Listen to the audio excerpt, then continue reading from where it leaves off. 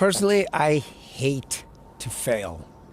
Not only that, I've had a huge fear of failure my whole life. And in fact, I used to play it small and I used to let failure really cripple me and paralyze me. And I didn't put myself out in the world the way I would have loved to for years. It sucks. And it has a lot of mental health side effects. You can feel stress, anxiety, you can feel disappointed with yourself. I did because I couldn't do what I wanted to. And this is why I love to deliver Fail Gloriously, because I have learned a lot of things over the years that have helped me kind of break through some of the layers of the fear of failure.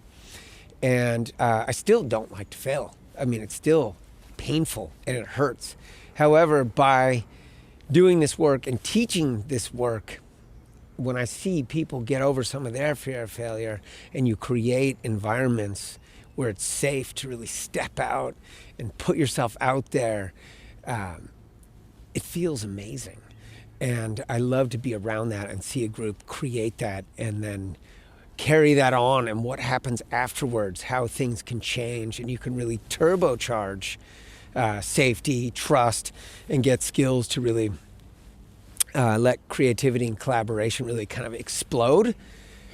It's awesome and it feels amazing. And that's really why I love to dig into failure, and I'm passionate about failure, which definitely sounds kind of weird.